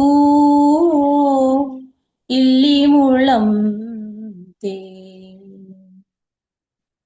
കൈവിരലുണ്ണും നേരം കണ്ണുകൾ ചിമ്മും നേരം കൈവിരലുണ്ണും നേരം കണ്ണുകൾ ചിമ്മും നേരം കന്നിവയൽ കിളിയേ നീ കൺമണിയെ ഉണർത്താതെ കന്നിവയൽ കിളിയേ നീ കൺമണിയെ ഉണർത്താതെ നീ താലിപ്പീലി പൂങ്കാട്ടിനുള്ളിൽ നീ താലിപ്പീലി കാട്ടിനുള്ളിൽ കൂടും തേടി പോ അല്ലീളം പൂ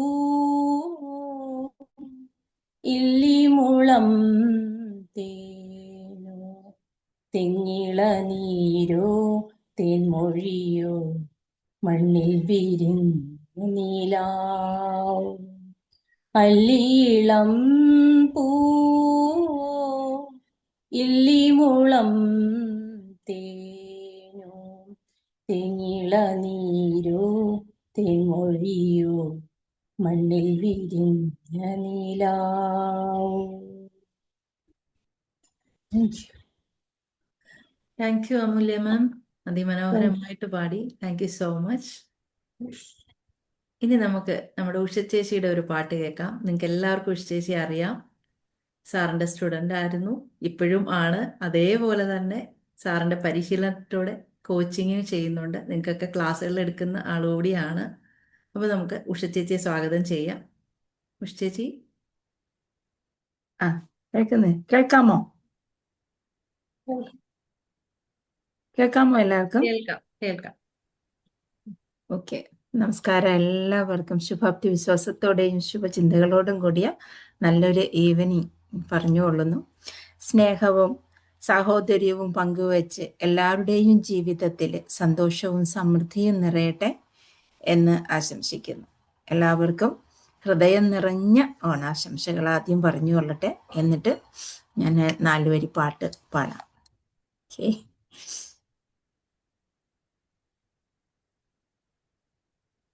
മാവേലി നാടുവാണിടുങ്കാലം മനുഷ്യരെല്ലാരും ഒന്നുപോലെ ആമതത്തോടെ വസിക്കും കാലം ആപത്തങ്ങാർക്കും മട്ടില്ല താനും. കള്ളവുമില്ല ചതിയുമില്ല എള്ളോളമില്ല പൊളിവനം കള്ളം പറയും ചെറുനാഴിയും കള്ളത്തരങ്ങൾ മറ്റൊന്നുമില്ല. നല്ലവരല്ലാതെലില്ല പാരിൽ നല്ല മഴ പെയ്യും വേണ്ടുവോളം ആദികൾ വാദികളൊന്നുമില്ല ബലമരണങ്ങളൊന്നുമില്ല.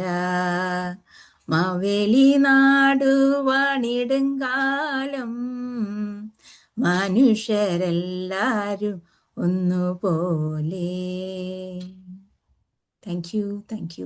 I love U.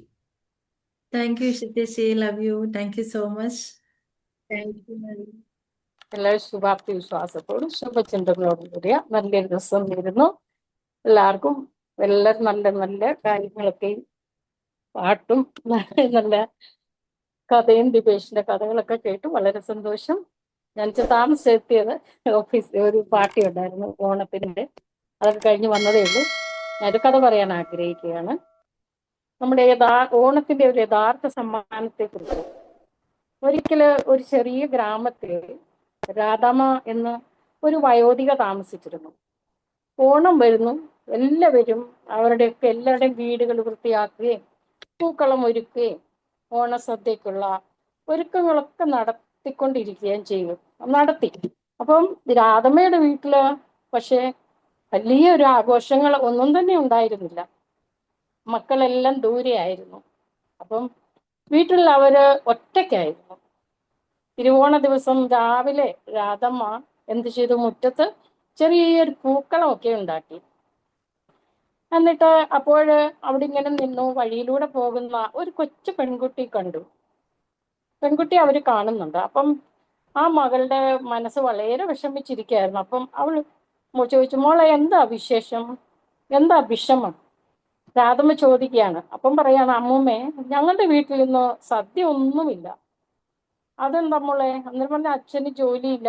അവൾ ഇങ്ങനെ പറഞ്ഞു, അച്ഛന് ജോലിയില്ല എന്ന് പറഞ്ഞു. അപ്പം രാധമ്മ ഒരു നിമിഷം പോലും ചിന്തിച്ചില്ല. ആ വീട്ടിലുണ്ടായിരുന്ന കുറച്ച് അരിയും പച്ചക്കറികളും ഒക്കെ എടുത്ത് അവളെ കുട്ടിയുടെ വീട്ടിലേക്ക് പോയി. അപ്പോൾ രാധമ്മയുടെ വീട്ടിൽ വലിയ സദ്യ ഒന്നും ഉണ്ടായിരുന്നില്ല. പക്ഷേ ആ കുഞ്ഞിന്റെ വീട്ടിൽ ഒരു ചെറിയ ഒരു ഓണസദ്യ ഉണ്ടായി. എല്ലാവരും സന്തോഷത്തോടെ അവർ ഭക്ഷണം ഒരുമിച്ചിരുന്ന് കഴിച്ചു.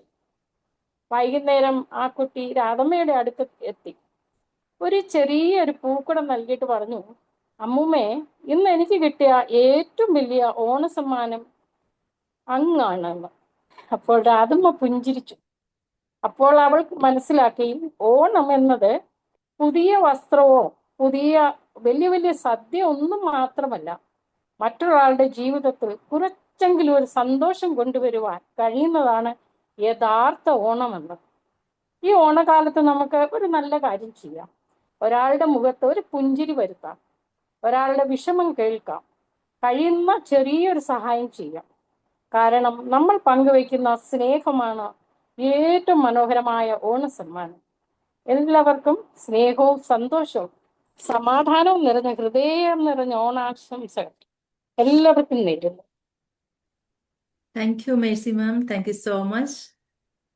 ഇത്രയും സമയം നമ്മുടെ കൂടെ എല്ലാവരും ഒന്നിച്ചിരുന്ന് കുറേ കഥകൾ കേട്ടു, പാട്ട് കേട്ടു. എല്ലാവർക്കും ഒരുപാട് നന്ദി. Thank you so much. ഇനി നമുക്ക് സാറിന്റെ വിലയേറിയ വാക്കുകൾ കേൾക്കാം, എന്നിട്ട് നമുക്ക് വൈൻഡ് അപ്പ് ചെയ്യാം. Thank you. Very good. Good. Amulya excellent. രശ്മിക്കുട്ടി പഴയ പതിവ് പോലെ സുന്ദരിയും നല്ല സൗകുമാര്യത്തോടു വന്നു. ഓഫീസിലെ ഓണം ആഘോഷിച്ചു വന്നതിൻ്റെ സന്തോഷമാണെന്ന് കരുതുന്നു. അതൊക്കെ ഉണ്ട്. നന്നായി കണ്ടു. ഉഷ അതിശയിപ്പിച്ചു. നന്നായി പാടി. ഇനിയും ഒരുപാട് കഴിവുള്ളവരുണ്ട് എന്നറിയാം. മേഴ്സിയുടെ കഥ മനോഹരം, സന്ദേശം നൽകുന്ന കഥയാണ്. ഒക്കെ ഒരുപാട് ഞാനിപ്പോൾ ഇരുന്ന് ആലോചിച്ചാണ്, ഒരു ദിവസം നമുക്ക് എല്ലാവർക്കും കൂടി ഇരുന്ന് എവിടെയെങ്കിലും ഒന്ന് ആഘോഷിക്കണം. നമ്മൾ ക്ലാസ്സുകൾ മാത്രം പോരാ, ലൈവായിട്ട് എവിടെയെങ്കിലും ഒരു വേദി, നാട്ടിലൊക്കെ ആണെങ്കിൽ ഇപ്പോൾ ചെയ്യാമായിരുന്നു, ഒരു വേദി നമുക്ക് വേണം. ഇങ്ങനെ കഥ പറയാനും ഡാൻസ് കളിക്കാനും ഉടുത്തൊരുങ്ങി നിൽക്കാനും ഒക്കെ ഒരു ക്ലാസ് ഇല്ലാത്തൊരു ദിവസം നമുക്ക് ഈ കമ്മ്യൂണിറ്റിക്ക് വേണ്ടി കണ്ടെത്തണം. ഇതൊരു നല്ല കാര്യം, അതും കൂടി ആവശ്യമാണ്. നെക്സ്റ്റ് വരും ദിവസങ്ങളിൽ നമുക്ക് അതിനെപ്പറ്റി പ്ലാൻ ചെയ്യാം. ഇത്രയും ഇല്ലെങ്കിലും നമ്മുടെ വയനാട് പ്രോഗ്രാമിൽ കുറച്ച് പേരെ ഉണ്ടാവുള്ളൂ. അവിടെ കുറച്ച് റിലാക്സേഷനുള്ള സമയമൊക്കെ അവിടെ കണ്ടെത്തും. 2 ദിവസത്തെ പ്രോഗ്രാം ആയതുകൊണ്ട് റിലാക്സേഷനും ഭജൻസും അങ്ങനെയുള്ള കുറച്ച് കാര്യങ്ങളൊക്കെ അവിടെ ഉണ്ടാവും. പിന്നെ പ്രധാനപ്പെട്ട ഒരു കാര്യം എനിക്കിപ്പോൾ ഓർമ്മ വന്നത്, ഓണാഘോഷമൊക്കെ ഗംഭീരമായി, നിങ്ങൾക്ക് എല്ലാവരും സന്തോഷം. ഒരു കാര്യം നിങ്ങളുടെ മുമ്പിൽ ചോദ്യമായിട്ട് ഞാൻ വെക്കുകയാണ്, നിങ്ങളതിന് ഉത്തരം കണ്ടെത്തണം. മനുഷ്യൻ നമ്മൾ ഉടുത്തൊരുങ്ങി വരുമ്പോൾ എന്തുകൊണ്ടാണ് ഇത്രയും സൗന്ദര്യമുണ്ടാവുന്നത്? അപ്പോൾ വസ്ത്രധാരണമാണോ നമ്മുടെ സൗന്ദര്യത്തിൻ്റെ അടിസ്ഥാനം, അല്ല അത് ഉടുക്കുമ്പോൾ ഉണ്ടാകുന്ന മറ്റെന്തെങ്കിലും കാര്യമാണോ നമ്മുടെ സൗന്ദര്യത്തിൻ്റെ അടിസ്ഥാനം എന്ന ചോദ്യം ചില ആൾക്കാരുടെ ഇങ്ങനെ കാണുമ്പോൾ എനിക്ക് കൊതിയായതുകൊണ്ട് പറയുകയാണ്. എന്താണ് ഇതിൻ്റെ യഥാർത്ഥ? ആ രാജുവേട്ടൻ്റെ അലിച്ച് ഫുള്ള് കാണാത്തതുകൊണ്ട് 2 ചാകെയുള്ള ചെറിയ ക്യാമറ, അതിനകത്ത് 2 കൂടി ആയിക്കഴിഞ്ഞാൽ ഒന്ന് രാജുവേട്ടൻ കൂടെ തിരിച്ചാൽ മാത്രമല്ല അലിച്ച് കാണാൻ പറ്റുള്ളൂ എന്നുള്ള സങ്കടമുണ്ട്. നിങ്ങൾ 2 പേരും ഒന്നിച്ചിരിക്കരുത്. ഇരിക്കുന്നുണ്ടെങ്കിൽ വലിയ ക്യാമറ ഉണ്ടെന്ന് ഇരിക്കണം, അല്ലെങ്കിൽ നടക്കത്തില്ല, നിങ്ങൾ കാണില്ല. അപ്പോൾ ഈ ഒരു ചോദ്യം നിങ്ങളുടെ മുന്നിലേക്ക് വെക്കുകയാണ്. ഉടുത്തൊരുങ്ങി നിൽക്കുന്നത് കൊണ്ടാണോ സൗന്ദര്യം വരുന്നത്, അല്ല സൗന്ദര്യം ഉടുത്തപ്പോൾ ഉണ്ടാവുന്ന മറ്റേതെങ്കിലും മനോമാറ്റത്തിൻ്റെ പ്രത്യേകതയാണോ എന്ന് ഇതൊന്ന് നിങ്ങൾ കേൾക്കണം. ഇതാണ് പ്രധാനമായിട്ട് ചിന്തിക്കേണ്ടത്, അല്ലേ? ഉത്തരം നിങ്ങൾക്ക് എല്ലാവർക്കും അറിയാം, അല്ലേ? ആത്മവിശ്വാസം കൂടും. അപ്പോൾ മുഖത്ത് പുഞ്ചിരിയില്ലാത്ത അമൂല്യം പുഞ്ചിരിക്കും. അല്ലേ? ഉടുത്ത് വരുമ്പോൾ സുവർണഭാവം പുഞ്ചിരിക്കും. ഉടുക്കാൻ പുതിയത് ഉടുക്കാൻ അത് അത് അത് അതൊരു ഒരു പ്രത്യേക ഗുണമായി എടുത്തുകൊണ്ട്, അതുകൊണ്ടാണ് ഞാൻ എപ്പോഴും പറയുന്നത്, ചത്ത് കിടന്നാലും ചമഞ്ഞ് തന്നെ കിടക്കണം. എപ്പോഴും നല്ല ഡ്രസ്സ് ഇടാൻ വയ്ക്കുക. പലരും കാണാറുണ്ട് മിക്സിയുമായിട്ട് ഇപ്പോഴും കിച്ചണിൽ പോയി വരുന്ന ആൾക്കാരോട് പറയണു, മിക്സിയൊക്കെ നിങ്ങൾ എടുത്ത് ദൂരെ കളയണം. വീട്ടിൽ നിങ്ങൾ പലരും പറയുന്ന ന്യായീകരണമുണ്ട്, ഈ വീട്ടിലെ പണിയെടുക്കാനുള്ളത് കൊണ്ടാണ് അങ്ങനത്തെ ഡ്രസ്സ് ഇടുന്നതെന്ന് വെച്ചാൽ മനുഷ്യന് ഏറ്റവും വലിയ അത് പറഞ്ഞിട്ട് സമയം പോകണ്ട. നമ്മൾ ഏറ്റവും കൂടുതൽ സുന്ദരനും സുന്ദരിയുമായിരിക്കേണ്ടത് എവിടെയാണ് എന്നത് നമുക്ക് എല്ലാവർക്കും അറിയുന്ന കാര്യമാണ് അല്ലേ? സ്വന്തം വീട്ടിൽ സ്വന്തം പാർട്ട്ണറിനടുത്താണ് ഏറ്റവും കൂടുതൽ സൗന്ദര്യബോധത്തോടെ നിൽക്കേണ്ടത്. പക്ഷെ നമ്മൾ ചെയ്യുന്ന നേരെ തിരിച്ചുമാണ്. അവിടെയാണ് ഏറ്റവും വിവേകം ഇല്ലാതെയുള്ള ലൈഫ് ഉണ്ടാകുന്നത്. പക്ഷെ പലരും പറഞ്ഞു വെച്ചാൽ കിച്ചണിലെ പണിയുണ്ട്, ആ പണിയുണ്ട്, പാത്രം കഴുകാനുണ്ട്, അതുകൊണ്ട് ഡ്രസ്സ് മോശമാവും എന്നൊക്കെ. അങ്ങനെയാണെങ്കിൽ നിങ്ങൾക്ക് എല്ലാവർക്കും അടുത്ത പ്രോഗ്രാമിൽ ഞാനൊരു അപ്രോൺ സംഭാവനയായിട്ട് നൽകാൻ പോവാണ്. നമ്മൾ പേരടിച്ചിട്ട് ഹാപ്പിനെസ് മാസ്റ്ററുടെ പേരിൽ ഒരു അപ്രോൺ മേടിക്കാൻ പോവാണ്. എല്ലാവർക്കും അപ്രോൺ ഫ്രീ. അപ്പോൾ കഴിക്കാൻ പോകുമ്പോൾ ഈ സാധനം, ഭക്ഷണം ഉണ്ടാക്കാനില്ലെങ്കിൽ കിച്ചണിൽ പോകുമ്പോൾ ഈ സാധനം കെട്ടിക്കൊള്ളുക. അപ്പോൾ ഹാപ്പിനെസ് ഓട്ടോമാറ്റിക് വരും. ഹാപ്പിനെസ്സിൻ്റെ അപ്രോൺ ആണല്ലോ. അപ്പം അതുകൊണ്ട് നിങ്ങൾക്ക് നല്ല ഡ്രസ്സ് ഉപയോഗിച്ചിട്ടല്ലേ. അപ്പം നാളെ മുതൽ നമ്മൾ വീണ്ടും സ്റ്റാർട്ട് ചെയ്യാണ്. ഇന്നത്തെ ഇതെല്ലാം കളി ഇതൊക്കെ ആസ്വദിച്ച് എല്ലാം കഴിഞ്ഞു. എല്ലാവരും സന്തോഷപൂർവ്വം ഇരിക്കുക.